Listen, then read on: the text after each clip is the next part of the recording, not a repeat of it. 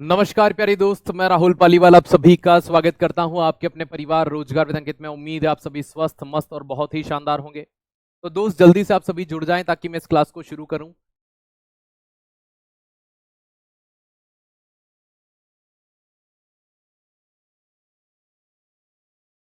बहुत बढ़िया, मैं बिल्कुल स्वस्थ हूं। आप सभी जल्दी से जुड़ जाइए ताकि हम इस क्लास को शुरू करें।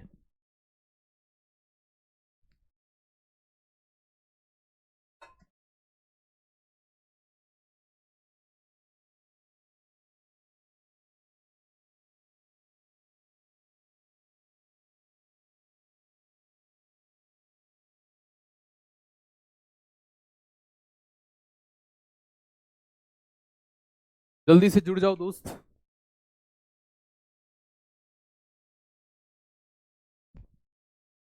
चलिए, वेरी गुड। कल हमने परमाणु मॉडल के बारे में डिस्कस किया था। परमाणु मॉडल के बारे में हम कल जान रहे थे और इसी श्रृंखला को हम आगे बढ़ाने वाले हैं। बहुत बढ़िया, वेरी गुड आफ्टरनून, नमस्ते। मैंने कल आपको कुछ होमवर्क दिए थे। चलो, आप वो नियम को पढ़ते मैंने बताया था। मैंने कुछ होमवर्क दिया था आपको, ठीक है। ऑर्गन, चलो बताओ ऑर्गन का एटॉमिक नंबर कितना निकाला आप सभी ने? एटॉमिक नंबर कितना होता है ऑर्गन का? कल का होमवर्क है आपका, ठीक है। मैं आपको ये निकालते सिखाऊंगा वापस से अब्बाउ के नियम के हिसाब से। अब्बाउ का नियम क्या कहता है? 1 से 7 तक की गिनती आनी चाहिए। 2, 3, 4, 5, 6 और 7, ठीक है। फिर एक एक कम करना आना चाहिए। तो भाई 2, 3, 4, 5, 6, फिर एक एक कम करना है। 3, 4, 5, फिर आ जाएगा 4। S S S S S S S, P P P P P, D D D और F, S P D F. अब हमने यहाँ पे तीर निकाले थे। 1, 2, 3, 4, 5, 6 और ये 7, इस तरह से निकाले थे। चलो, सबसे पहले आपके पास ऑर्गन था। ऑर्गन का एटॉमिक नंबर कितना बता रहे हैं आप? 19, 19। चलो, ऑर्गन का एटॉमिक नंबर 19 है ना। और कौन सा दिया था मैंने दोस्त? सिलिकॉन का एटॉमिक नंबर कितना बता रहे हैं आप? सिलिकॉन का एटॉमिक नंबर कितना बता रहे हैं? जल्दी से बताओ। और इसी तरह से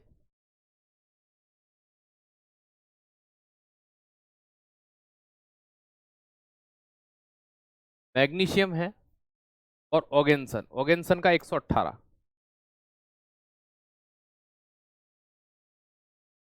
चलो,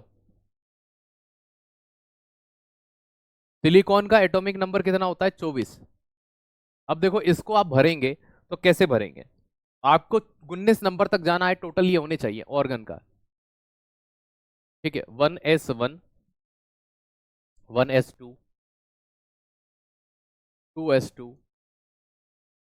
2p6। ऑर्गन का वैसे 19 नहीं होता, ठीक है, कोई बात नहीं। आप 19 बता रहे हैं तो AWTPO में मेरे पास आ रही है तो ये क्लास लेना है। मालिक है ना, सिलेबस आधा हो गया लेकिन AWTPO वाले रोज एक बच्चा नया आ ही जाता है। लेना है दादू, लेना है,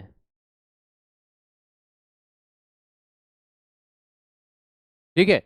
अगर ये बोल रहे हैं 19 है तो भी ये गलत बोल रहे हैं, इसका ये 24 बोल रहे हैं तो भी गलत बोल रहे हैं, है ना। ऑर्गन का 18 होता है ना। तो सबसे पहली चीज, अगर आप गलत चीज ही लिख के आगे बढ़ोगे तो सीखोगे कैसे? तो पहले 1s आया, फिर 2s आया, फिर 2p6 आया, फिर 3s2 आया, ठीक है। 2 और 2 4 और 6 10 और 12, और फिर 3p6। आपका अंतिम इलेक्ट्रॉन किस में खत्म होगा आर्गन का? तो 3p6 आपका अंतिम इलेक्ट्रॉन होगा। और ये जो अंतिम इलेक्ट्रॉन है, इसलिए ये जो ऑर्गन है पी ब्लॉक का सदस्य होगा। सिलिकॉन का एटॉमिक नंबर कितना होता है? आप ये भी सही नहीं बता पाए, ठीक है। तो भाई जो इसका एटॉमिक नंबर ही 19 लिख रहा हो, वो क्या सही निकालेगा? आप मुझे एक बात बताओ ना, कैसे निकालेगा? ए, पॉसिबल है क्या ये?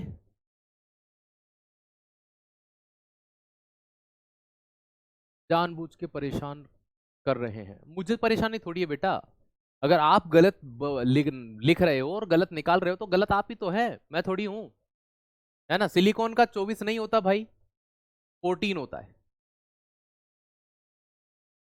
क्या होता है? 14 होता है। अब देखो ये कैसे निकलेगा, 1s2, 2s2, 2p6, 6 और 4 10 हो गया। फिर ये आएगा 3s2, 3p1, है ना। 2 और 1 3, है ना। 6 और 4 10, 12 13, 6 और 4 10 और 2 12 और 2 14, 3p2।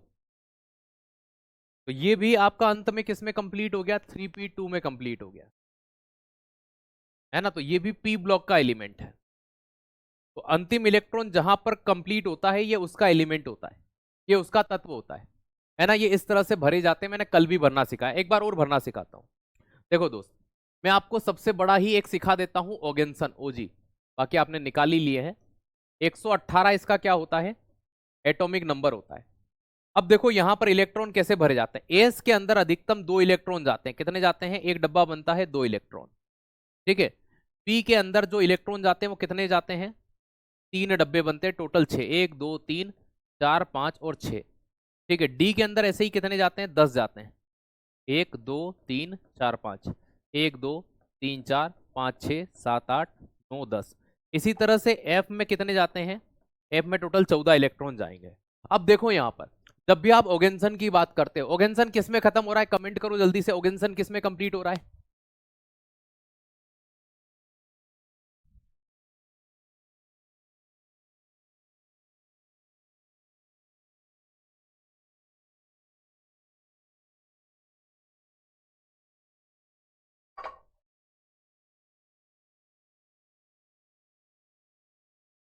बताओ जल्दी से, ओगेंसन किस में कंप्लीट हो रहा है?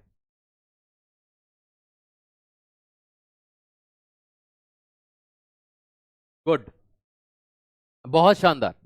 देखो दोस्त मैं आपको बताता हूं, जैसे एस के अंदर 2 इलेक्ट्रॉन, सबसे पहले आपको ये वाला तीर लेना होगा, फिर ये वाला, फिर ये वाला, फिर ये वाला, फिर ये वाला, ये वाला और ये वाला, और इधर से ऐसे ऐसे आना है, ठीक है। देखो सबसे पहले आप ये वाली चीज लीजिए, आपको 118 इलेक्ट्रॉन भरने हैं। एस, पहला एस, पहली कक्षा में कितना जाएगा? 1s, 1s के अंदर 2 इलेक्ट्रॉन, एक और एक दो। फिर दूसरे तीर में क्या आया कि सर 2s आया, तो 2s में कितने जाते हैं भाई? सर एक और एक दो। अच्छा 2s के बाद क्या आया कि सर 2p आया, तो p के अंदर कितने इलेक्ट्रॉन होते हैं? कि सर 3 होते हैं, तो 1 2 और 3, 1 2 3 4 5 और 6, 3 डब्बे, टोटल 6 इलेक्ट्रॉन। 2p के बाद क्या आया कि सर 3s आया, क्या आया? 3s। तो फिर अगला इलेक्ट्रॉन कहीं में जाएगा? सर 3s, एक और एक क्या हो जाएगा? 2। 3s यहाँ पे कंप्लीट हो गया। 3s के बाद अगला तीर आया आपका कौन सा? कि सर 3p। कौन सा आया? 3p। 3p में वापस से 3 बनेंगे, है ना। 1 2 3 4 5 और 6। 3p के बाद क्या आया कि सर 4s आया, तो 4s में कितने जाएंगे? एक और एक दो। एस में हमेशा 2 इलेक्ट्रॉन जाते हैं, यहां तक आ गए। फिर आएगा 3d, क्या आएगा? 3d। 3d में कितने इलेक्ट्रॉन जाएंगे? कि भाई d के अंदर टोटल 10 इलेक्ट्रॉन जाते हैं, 5 बॉक्स बनेंगे, 1 2 3 4 5, ठीक है। तो 1 2 3 4 5 6 7 8 9 10। 3d के बाद में क्या आया? 4p, क्या आ गया? 4p। p के अंदर कितने इलेक्ट्रॉन जाते हैं? टोटल 6 इलेक्ट्रॉन, 3 बॉक्स बनते हैं, 1 2 3 4 5 6, है ना। ये हो गया आपका 4p। 4p के बाद क्या आता है? 5s। 5s में कितने जाएंगे? टोटल 2 इलेक्ट्रॉन, क्योंकि s में 2 ही जाते हैं। फिर आता है 4d, क्या आता है? 4d। और 4d के अंदर कितने जाएंगे? d के अंदर फिर से 10 जाएंगे, कोई सा भी d हो, 1 2 3 4 5, 1 2 3 4 5 6 7 8 9 10। ये 4d के अंदर चले गए। 4d के बाद क्या आता है? सर 5p आता है, तो 5p में कितने जाएंगे वापस से? p के अंदर 3, 1 2 3 4 5 6। 5p के बाद क्या आता है? 6s, क्या आता है? 6s। तो 6s, s में वापस से कितने जाएंगे? 2 इलेक्ट्रॉन, एक और एक दो। अब फिर आता है आपका 4f, क्या आता है? 4f। 4f के अंदर कितने? f के अंदर भैया 14 इलेक्ट्रॉन, मतलब 7 डब्बे बनते हैं, ठीक है। ये 1 ये 2 ये 3 ये 4 ये 5 ये 6 ये 7, 1 2 3 4 5 6 7। तो 1 2 3 4 5 6 7 8 9 10 11 12 13 14, कितने हो गए ये टोटल? 14 इलेक्ट्रॉन। 4f के बाद काई में जाएगा? 5d। डी में वापिस से कितने? 10 इलेक्ट्रॉन। 1 2 3 4 5, 1 2 3 4 5 6 7 8 9 और 10, ये डी में 10 चले गए। 6p, पी के अंदर वापस से कितने जाते हैं? 3, है ना, 1 2 3 4 5 6, और फिर क्या आता है? 7s, तो 7s, एस में कितने जाते हैं? 1 और 1 2। अब इन सभी को जोड़ोगे तो आपके कितने इलेक्ट्रॉन होंगे? दोस्त याद रखिएगा, है ना, ये चीज ध्यान रखना। अगर आपको यहाँ नीचे लाइन और बढ़ानी हो तो आप ऐसे बढ़ा सकते हैं, यहाँ 5d के बाद में आप यहाँ पर 5f रख सकते हैं, यहाँ 6p के बाद यहाँ पे आप 6d रख सकते हैं। क्या रख सकते हैं? 6d। यहाँ पर आप 7p रख सकते हैं, और यहाँ पर आप 8s रख सकते हैं। तो आपका एक तीर ऐसे और बढ़ जाएगा, ऐसे और बढ़ जाएगा। ठीक है, इसी तरह से अब एफ ही बढ़ेंगे, है ना, याद रखना, उसके उधर कुछ नहीं बढ़ सकता। अब ऐसे तो ये ऐसे तीर बढ़ते जाते हैं। यह लास्ट कंप्लीट होगा आपका 7s हो गया, फिर जाएगा 6d, 1 2 3 4 5, 1 2 3 4 5 6 7 8 9 और 10, फिर 6d हो गया, 6p हो गया, 7s हो गया। ठीक है, 5f आएगा यहाँ पे।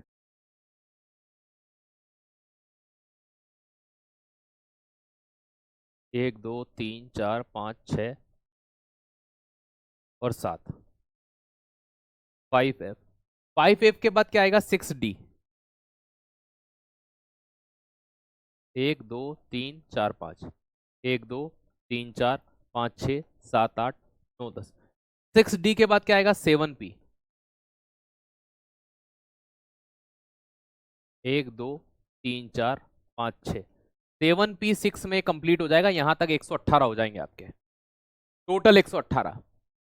गिन लो आप, 2 और 2 4, 4 और 6 10, और 2 12, और 6 18, और 2 20, 20 और 10 30, 30 और 6 36, 37 38, 38 और 2 40, 40 और 10 50, 50 और 6 56, 56 के बाद में आप देखोगे तो 56 और 10 66, 66 और 4 60, 60 और 10 70, 70 और 6 76, 2 78, 78 के बाद बात करोगे आप तो 78 के बाद जैसे यहां से आगे बढ़ोगे, 78, 78 और 4 82, 82 और 10 92, 92 के बाद 10 की बात करोगे तो आपके यहाँ कितने पहुंच जाएंगे? ठीक है, 92 और 10 82, 100, 100, 100, 100, 100, 100, 100, 82, 92, 102 और 100, 102 और 10 112, 112 और 6 118, ये हो गए टोटल।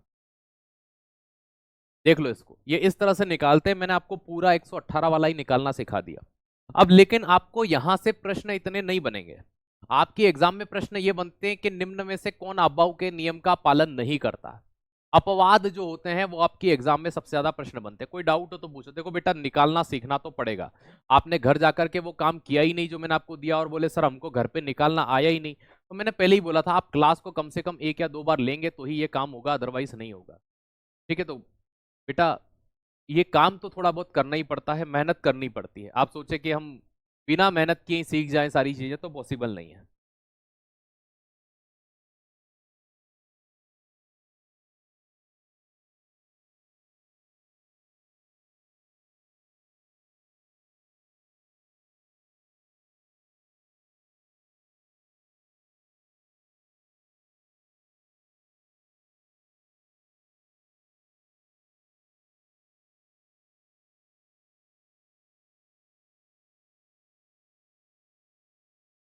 चलो,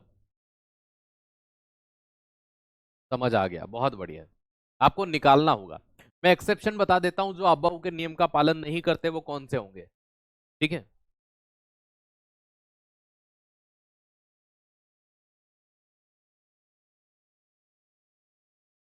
अब्बाऊ नियम के अपवाद।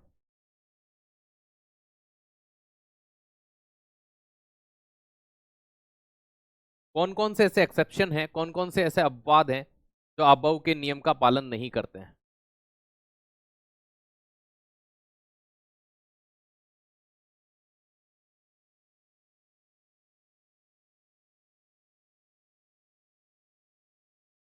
पहला, सबसे पहला, सबसे मोस्ट रिपीटेड एग्जाम के अंदर क्रोमियम।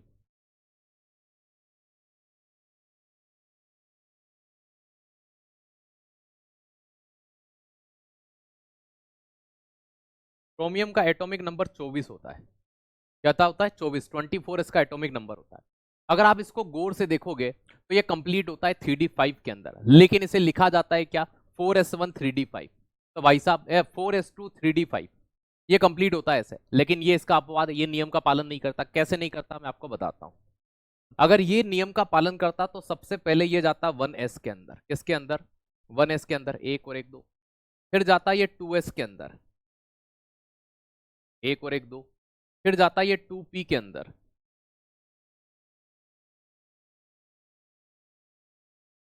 एक दो तीन चार पाँच छः। 2p के बाद जाता है 3s के अंदर, एक और एक दो। 3s के बाद जाता है 3p के अंदर। किसके अंदर जाता? 3p के अंदर, एक दो तीन चार पाँच छः। अब खेला सब इसके बाद शुरू होगा। 3p के बाद इसको जाना था किसके अंदर? याद रखिएगा 4s के अंदर, और 4s के अंदर ये दो जाते, और फिर जाना था इसको 3d के अंदर। किसके अंदर? 3d के अंदर, एक दो तीन, एक दो तीन चार पाँच। अब अगर आप यहां पर देखोगे तो यहां देखो, दो और दो चार और छह 10 और दो 12 और छह 18 और दो 20 हो गए। कितने हैं इसका एटॉमिक नंबर? के सर 24। इसे कंप्लीट होना था एक दो तीन चार। अगर हम आपबाउ नियम की बात करें तो ठीक है, आपबाउ के अनुसार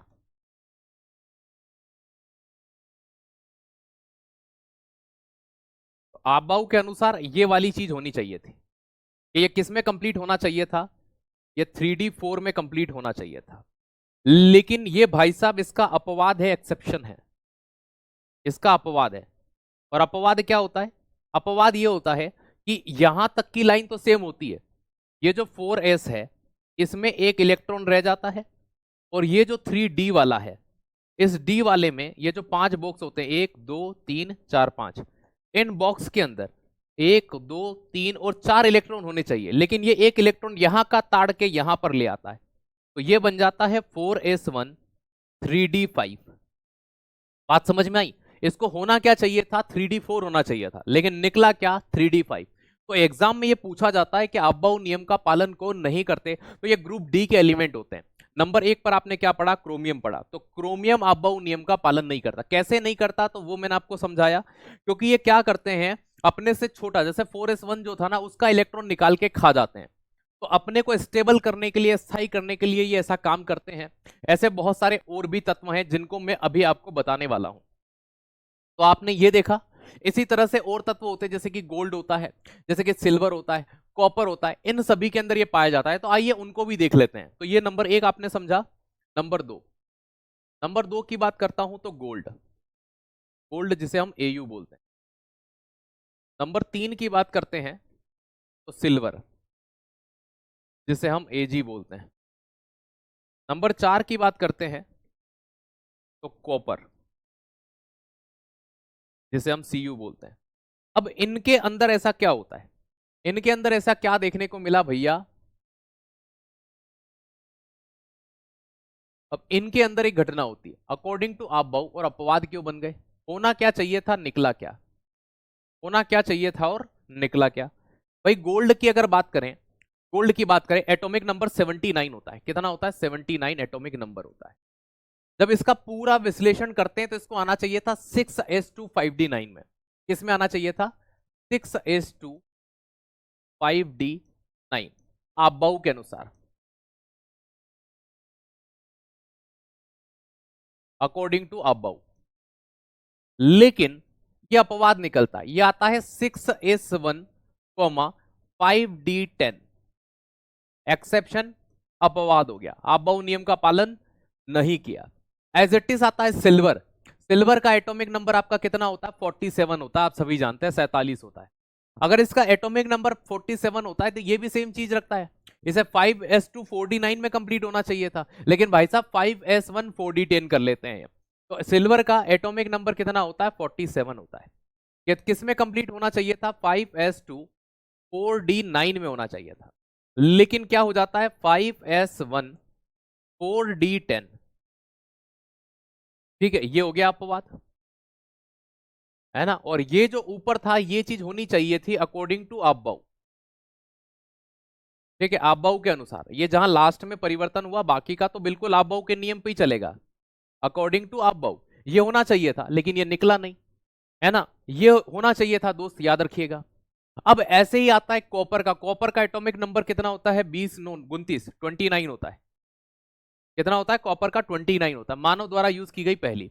इसका क्या होना चाहिए था? इसका होना चाहिए था 4s2 3d9। क्या होना चाहिए था? 4s2 3d9, आप बाऊ के अनुसार। ठीक है, आप बाऊ के अनुसार, आप बाऊ नियम के अनुसार ये होना चाहिए था, अकॉर्डिंग टू आप बाऊ। लेकिन निकला क्या? निकला क्या दोस्त, याद रखिएगा, ये हो गया 4s1 3d10। ठीक है, ये हो गया अपवाद, एक्सेप्शन। तो ये एग्जाम में बहुत बार पूछे जाते हैं कि कौन आपबाऊ के नियम का पालन नहीं करता। आप सिर्फ नाम याद रख लेना। ठीक है, मैं तो आपको देखो टीचर हूं तो मुझे तो सारी चीजें एक्सप्लेन करनी पड़ेगी, लेकिन आपके एग्जाम में बस इतने ही पूछ लिए जाते हैं कि आपबाऊ नियम का पालन नहीं करता तो गोल्ड नहीं करता, सिल्वर नहीं करता, है ना, ये सीधे से पूछ लिए जाते हैं। कॉपर नहीं करता, क्रोमियम नहीं करता, है ना। रेलवे की एग्जाम्स अगर आप देते तो सबसे ज्यादा आपको जो पूछा जाता मैं वो आपको बताता हूं। रेलवे की एग्जाम देते तो सबसे ज्यादा क्रोमियम पूछा जाता है। और अगर आप एसएससी की एग्जाम, जैसे कि हम दिल्ली पुलिस वगैरह की बात करें, एडब्ल्यूटीपीओ की बात करें, हमारी एग्जाम में सबसे ज्यादा पूछा जाता है गोल्ड। क्या पूछा जाता है? गोल्ड। रेलवे की एग्जाम्स में गोल्ड के बाद में अबाउ नियम का पालन कौन नहीं करता, देन क्रोमियम पूछते हैं। अगर आगे और भी पूछे तो आप सिल्वर कॉपर को भी ध्यान में रखेंगे। सीधा सा प्रश्न बनेगा दोस्त, याद रखिएगा। अपवाद समझ में नहीं आए, अपवाद का मतलब यही होता है जो नियम का पालन नहीं करे। जैसे समझना, मैं आपको पढ़ा रहा हूं, मान लीजिए मेरा नाम आब्बाऊ है, मैं कहता हूं कि आप 2 + 2 कितने करेंगे? 4 करेंगे। लेकिन एक बच्चा आ गया, ठीक है, उसको मैं कहता हूं कि भाई साहब बताओ 2 + 2 कितने होते हैं? तो कहता सर 5 होते हैं। भाई साहब वो मान ही नहीं रहा, तो वो क्या हो गया? मेरी क्लास का अपवाद हो गया। मैं नियम क्या बता रहा हूं कि 2 + 2 4 होंगे। तो भाई साहब जब इनको भरते हैं ना, यहां पर देखो मैंने आपको बताया, तो यहां पे 2 इलेक्ट्रॉन आने चाहिए थे 4s2 में, कि हाँ सर, और यहां पे कितने आने चाहिए थे? 4, 3d4 होना चाहिए था। लेकिन इसने क्या करा, क्रोमियम ने, ये जब अपने इलेक्ट्रॉन भरता है ना तो ये ऐसा बिहेवियर करता है कि ये 4s वाले में एक इलेक्ट्रॉन होने कितने चाहिए थे? 2, नियम के अनुसार रह कितना गया? 1। और यहां पे कितने कर लेता है? होने चाहिए थे 4, ये कर लेता है 5। तो 4s1 3d5 कर लेता है, जबकि 4s2 3d4 होना चाहिए था ये। तो ये नियम का पालन नहीं करते, इसलिए अपवाद है। और अपवाद समझ में भाई, ऐसा क्यों करते हैं तो ही तो अपवाद है। ऐसा क्यों करते तो ही तो अपवाद है। अगर ऐसा होता कि वो 2 + 2 5 क्यों कर रहा है, तो अगर ये समझ में आ जाता तो वो अपवाद क्यों होता? अपवाद का मतलब ये होता है कि वो नियम का पालन नहीं कर पा रहे हैं। ओके, वो नियम का पालन नहीं कर पा रहे हैं, यही तो होता है, यही होता है बेटा। बिल्कुल बिल्कुल।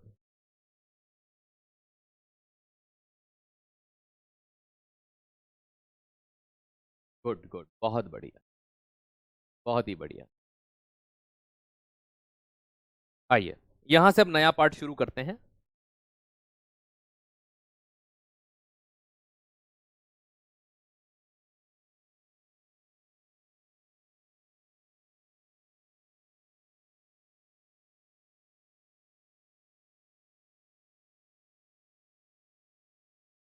समस्थानिक अर्थात आइसोटॉप्स क्या होते हैं?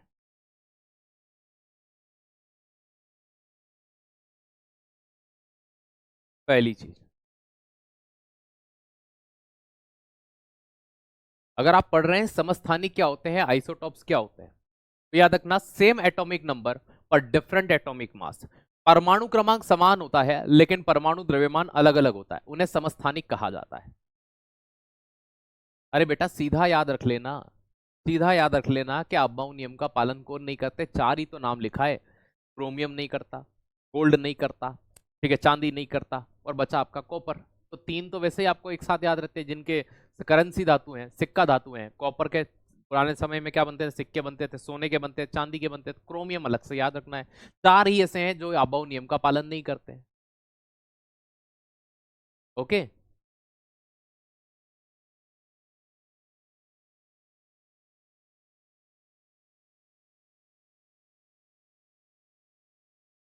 चलिए।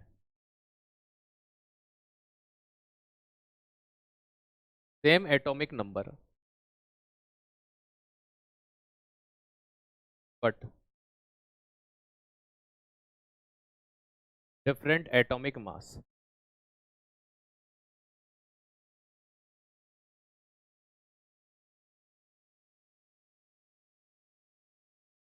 समान परमाणु क्रमांक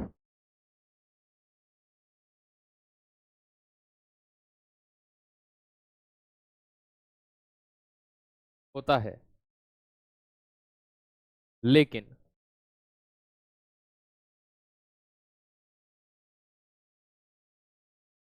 परमाणु द्रव्यमान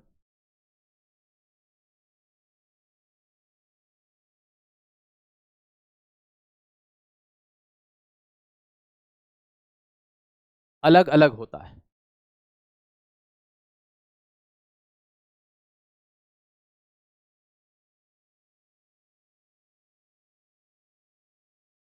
इसका कारण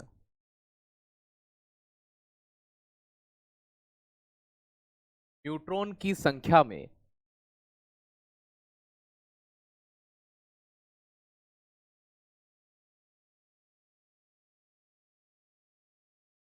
अलग होना है।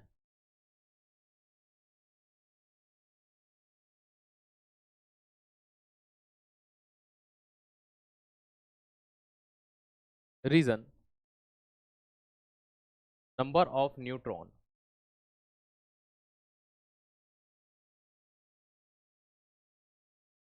Different found in atom in element. जैसे अब मैं आपको जब तक समझाऊंगा नहीं तब तक समझ आएगा नहीं। जैसे ये समझिए,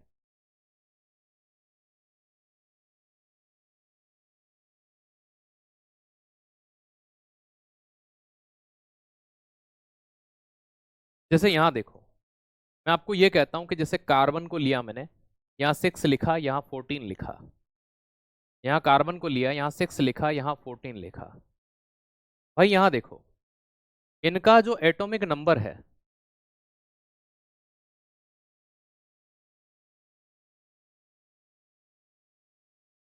परमाणु क्रमांक,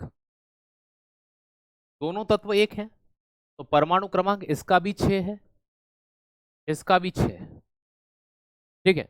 अब यहां पर प्रोटॉन की बात करें,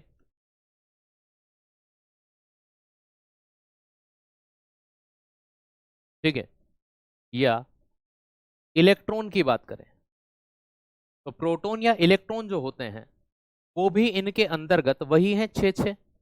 तो वो भी कितने हैं, 6। और इसमें भी कितने हैं, 6। देखो सेम है।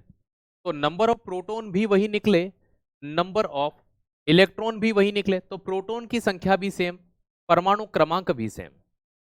अंतर कहां आया, तो याद रखना अंतर जो उत्पन्न हुआ वो एटॉमिक मास में हुआ। एटॉमिक मास, परमाणु द्रव्यमान। अब परमाणु द्रव्यमान जो था वो यहां देखिएगा, परमाणु द्रव्यमान जो था भाई यहां पर 14 है, यहां पर एटॉमिक नंबर 12 है। ठीक है, यहां कितना है, 12। तो यहां 12 है, वहां पे 14 है। कितना है, 12 है, 14 है। ठीक है बेटा, एक ही हो जाता हो तो 6 दूना 12, वो तो अंतर ही नहीं हुआ। समभारिक में तत्व अलग अलग होते हैं, समभारिक में तत्व अलग होते हैं, यहाँ 12 आएगा।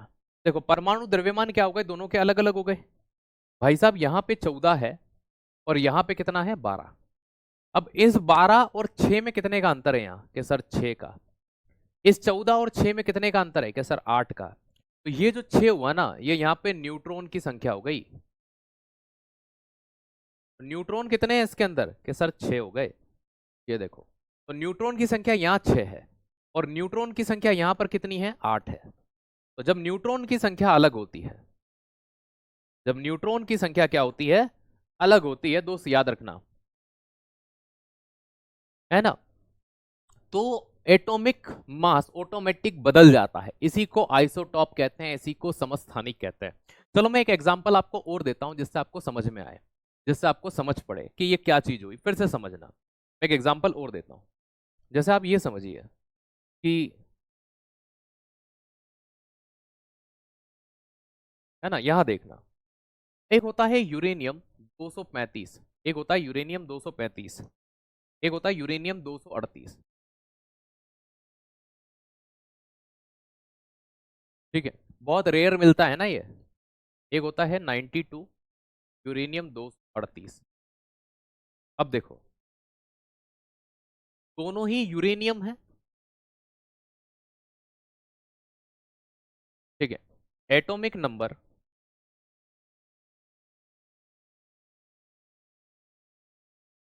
परमाणु क्रमांक दोनों के देख लो।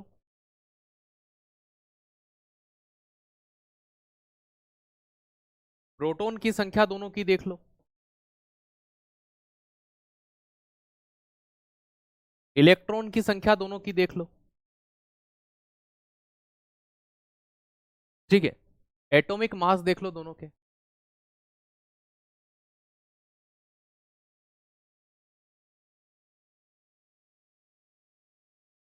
परमाणु द्रव्यमान, न्यूट्रॉन की संख्या देख लो।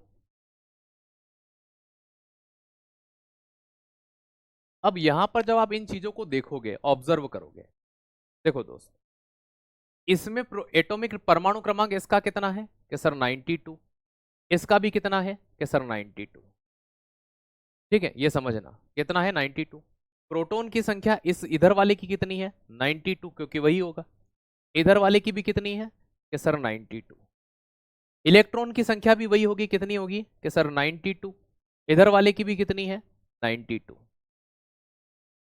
एटॉमिक मास देखो, एटॉमिक मास कितना होगा, परमाणु द्रव्यमान इधर वाले का कितना है कि सर 235, और इधर वाले का कितना है 238, 238। अब न्यूट्रॉन की संख्या कैसे निकलती है भाई, एटॉमिक नंबर में से जब इसको आप माइनस करोगे तो ऑटोमेटिकली न्यूट्रॉन की संख्या, इन दोनों का अंतर कितना होता है, 8 में से 2 गया तो 6, और 23 में से 9 गया तो 3 पहले चले जाएगा, 20 में से 6 जाएगा तो 146, 146।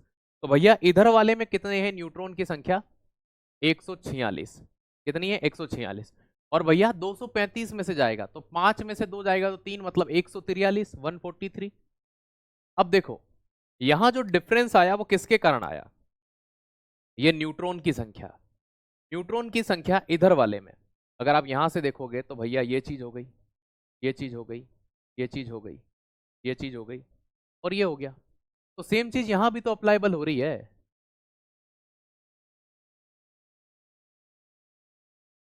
देखो, है वही तत्व यूरेनियम, लेकिन चीजें क्या हो गई, अलग अलग हो गई। मतलब जैसे ही न्यूट्रॉन की संख्या बदलती है, न्यूट्रॉन की संख्या बदलती है, तत्व का परमाणु द्रव्यमान क्या होता है, बदल जाता है। तो परमाणु द्रव्यमान का बदलना ही इस चीज को बता रहा है। एटॉमिक मास डिफरेंस क्यों आता है, मुझे एक बात बताओ बेटा, आपको मैंने कहा 2 नमक की थैली लाओ, आप 2-2 किलो की लेके आए, कितने किलो की लेके आए, 2-2 किलो की। आपका दोस्त भी 2-2 किलो की 2 थैली लेके आया, लेकिन आपका एक और दोस्त था, वो 1-2 किलो की और 1 किलो की थैली ले आया।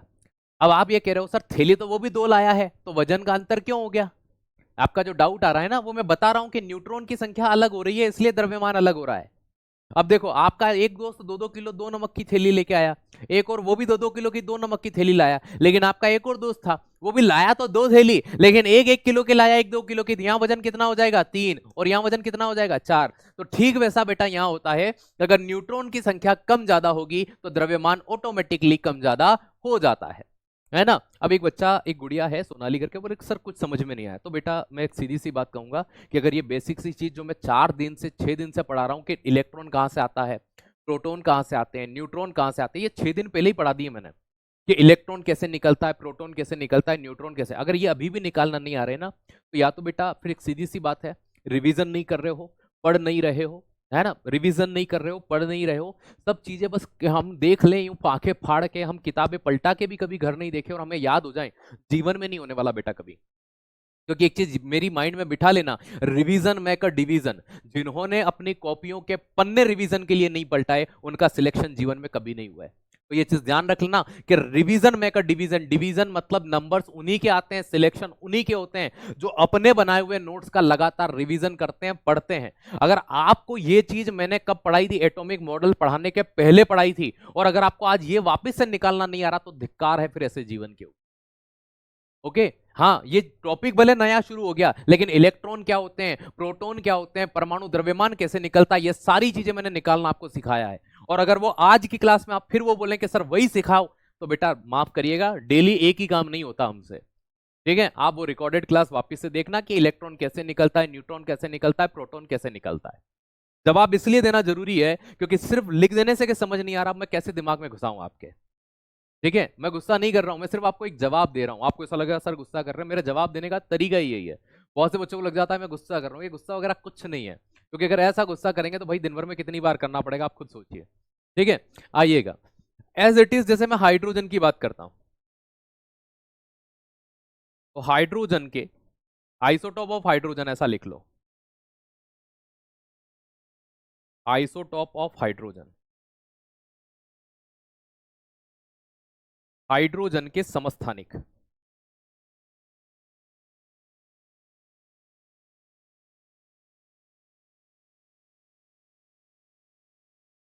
ना। लेकिन एक चीज ये तो नोटिस करो, जो टीचर ने 10 दिन पहले पढ़ा दिया अगर हमें वही याद नहीं है तो हम कहाँ हैं, हमारा लेवल कहाँ है, हम पढ़ क्या रहे हैं। ठीक है, हम रिवीजन कर भी रहे हैं कि नहीं कर रहे हैं, जबकि सप्ताह में 5 दिन क्लास हो रही है। ठीक है, चलो दोस्त ये देखिएगा, जैसे समझिएगा हाइड्रोजन के आइसोटॉप्स की बात करता हूं, समस्थानिक की बात करता हूं।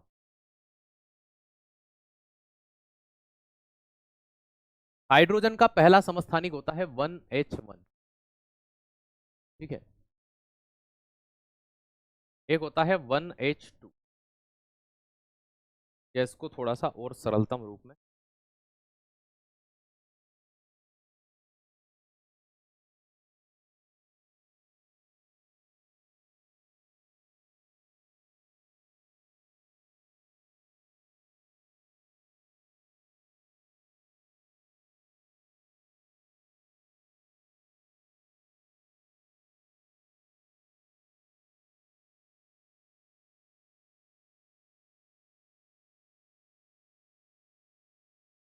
एक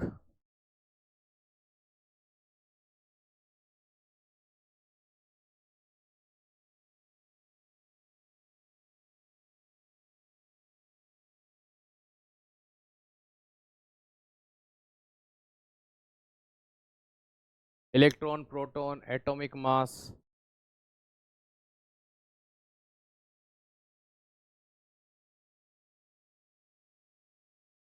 यहाँ आइसोटॉप देखेंगे, एटॉमिक मास, न्यूट्रॉन की संख्या, इलेक्ट्रॉन की संख्या, प्रोटॉन की संख्या और एटॉमिक नंबर। यहां देखो, जैसे कि पहला तत्व पहला आइसोटॉप हाइड्रोजन का 1H1, अगला है 1H2 और एक है 1H3। इन सभी के नाम है, इसका नाम है प्रोटीरियम, इसका नाम है ड्यूटीरियम और इसका नाम है ट्राइटीरियम। मैंने आपको पुरानी कक्षाओं में ये सब निकालना सिखाया है। अब देखो, नीचे जो नंबर 111 लिखा हुआ है यही इनका एटॉमिक नंबर है, तो एटॉमिक नंबर क्या हो गया, 1 हो गया। ठीक, ऊपर जो नंबर लिखे होते हैं वो परमाणु द्रव्यमान होता है, तो भैया इसका परमाणु द्रव्यमान 1 हो गया, इसका 2 हो गया, इसका 3 हो गया। तो एटॉमिक नंबर होता है वही प्रोटॉन की संख्या होती है, तो 1 हो गया, 1 हो गया, 1 हो गया। तो प्रोटॉन की संख्या होती है वही इलेक्ट्रॉन की संख्या होती है, तो 1 हो गया, 1 हो गया, 1 हो गया। अब न्यूट्रॉन की संख्या इन दोनों के बीच का अंतर होता है ना, द्रव्यमान और परमाणु क्रमांक के बीच का अंतर, तो इसमें से इसको घटाएंगे तो 0, इस 2 में से 1 गया तो 1, यहां 3 में से 1 गया तो 2। अगर आप देख पा रहे हो तो यहां पर न्यूट्रॉन की संख्या अलग होने के कारण इनके परमाणु द्रव्यमान में अंतर सामने आए। इसी के कारण हाइड्रोजन के 3 समस्थानिक बने, जिन्हें प्रोटीरियम, ड्यूटीरियम और ट्राइटीरियम कहा गया, है ना। क्या कहा गया, प्रोटीरियम, ड्यूटीरियम और ट्राइटीरियम के रूप में हमने जाना। आपने अक्सर इनको बहुत सारे अलग अलग रूप में भी देखा होगा। ठीक है, हिंदी में लिखो, लिख देते हैं भैया। ठीक है, ये लो परमाणु क्रमांक। ठीक है, हिंदी में प्रोटॉन को बोलते हैं बेटा प्रोटॉन, बताना मत किसी को। ठीक है, इलेक्ट्रॉन को बेटा हिंदी में इलेक्ट्रॉन बोल। ठीक है, ये लिख दिया। है ना, न्यूट्रॉन को बेटा न्यूट्रॉन बोल, ठीक है, एटॉमिक मास को बेटा परमाणु द्रव्यमान बोल, है ना। और ये जिसने कहा कि सर हिंदी में लिखी है, उसने ऐसी अंग्रेजी लिखी है। तो बेटा व्हाट्सएप वाले, जब तू ऐसी हिंदी पढ़ता है तो तू इसको इलेक्ट्रॉन नहीं पढ़ सकता था? मुझे एक बात बता, पढ़ सकता था कि नहीं पढ़ सकता था? पढ़ सकता था ना। जब तेने ऐसी अंग्रेजी लिख के मुझसे पूछा तो तेरे को ये अंग्रेजी पढ़ना भी आती होगी। मेरे को जहां तक जिस युगांडा यूनि है ना, युगांडा बोर्ड से अगर आप पास हुए हो तो वहां पर अगर ऐसी हिंदी चलती है तो आपको ये हिंदी तो पढ़ना आ रही होगी। फिर न्यूट्रॉन, इलेक्ट्रॉन, प्रोटॉन, क्योंकि ऐसी हिंदी अगर हिंदी में लिखी अगर आप ये लिखते हैं तो फिर तो भाई साहब आपको ये आनी चाहिए, क्योंकि आपकी मातृभाषा है ये। चलो, क्वेश्चन कैसे बनते हैं अभी बताते हैं। जैसे कि हाइड्रोजन का, है ना, वो समस्थानिक कौन सा है जिसमें न्यूट्रॉन नहीं पाया जाता? प्रोटीरियम। हाइड्रोजन का वो समस्थानिक कौन सा है जो रेडियो एक्टिव होता है? ट्राइटीरियम। है ना। अभी इसके हम और पढ़ते हैं। आपने नॉर्मल पानी का फॉर्मूला सुना होगा, 1H1, ठीक है। जो सामान्य पानी होता है H2O, ठीक है, वो इससे बनता है। लेकिन आपने 1H2, ठीक है, इसे क्या कहते हैं? ड्यूटीरियम कहते हैं। क्या कहते हैं? ड्यूटीरियम कहते हैं। और इस ड्यूटीरियम से जो बनता है वो बनता है D2O। क्या बनता है? D2O, ड्यूटीरियम ऑक्साइड बोलते हैं इसको। इसे ही आप हैवी वाटर कहते हैं। क्या कहते हैं? Heavy water.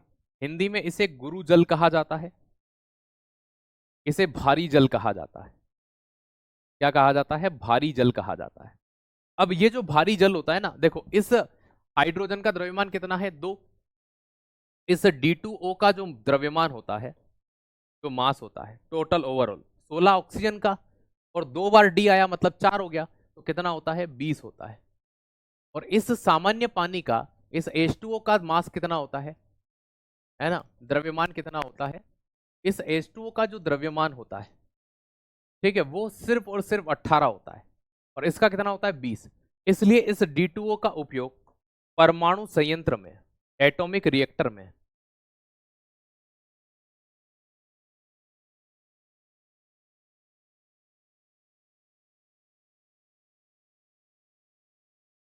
परमाणु संयंत्र में, एटॉमिक रिएक्टर में, दोस्त क्या कहा जाता है इसको? याद रखिएगा, ठीक है, ठीक है। इसे परमाणु संयंत्र या एटॉमिक रिएक्टर में क्या कहा जाता है? तो एटॉमिक रिएक्टर में ये मंदक के तौर पर यूज होता है। मंदक मतलब ये न्यूट्रॉन की गति को धीमा करता है, तो मंदक के रूप में उपयोग करते हैं इसका। किस रूप में करते हैं? मंदक के रूप में इसका उपयोग करते हैं। अब जब आपने यहां पर देखा 1H3, अब ये जो 1H3 था दोस्त याद रखिएगा, ये ट्राइटीरियम हाइड्रोजन का जो तीसरा समस्थानिक है।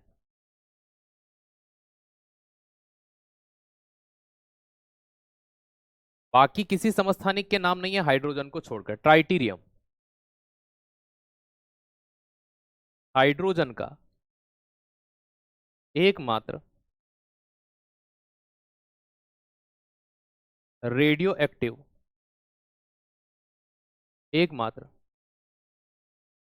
रेडियो सक्रिय समस्थानिक।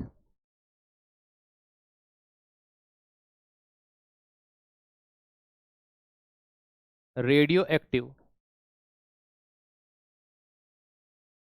Isotope of hydrogen. यह हाइड्रोजन का क्या होता है? रेडियो एक्टिव आइसोटॉप होता है, इस बारे में याद रखिएगा, ठीक है।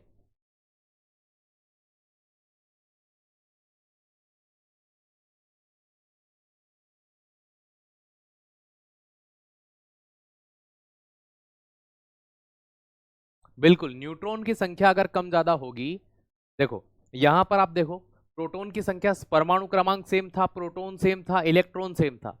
परमाणु द्रव्यमान दो चीजों से ही तो मिलकर बना होता है। कितनी बार पढ़ाया मैंने? आपका जो एटॉमिक मास होता है वो कितनी चीजों से मिलकर बना होता है? दो चीजों से, ठीक है। नंबर ऑफ प्रोटॉन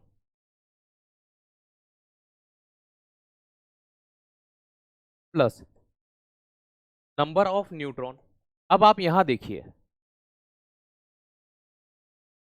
जब प्रोटॉन की संख्या सभी में एक है, यहां भी एक है, यहां भी एक है, यहां भी एक है, तो अंतर कहां हुआ? न्यूट्रॉन में। अब जब न्यूट्रॉन की संख्या बदलेगी तो ऑब्वियसली है कि एटॉमिक मास स्वतः ही बदल जाएगा, ऑटोमेटिक बदल गया वो।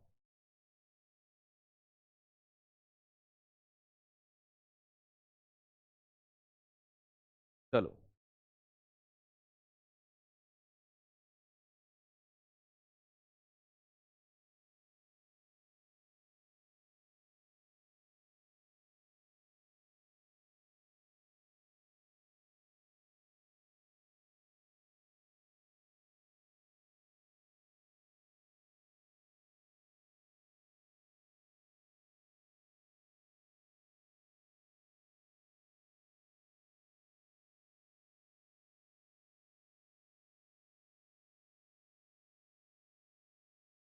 आज की क्लास यहीं पे विराम करते हैं। कल आइसोटॉप्स, आइसोबार्स वगैरह के बारे में डिटेल से पढ़ेंगे। कल मिलते हैं हम लोग। Thank you so much. जय हिंद, जय भारत।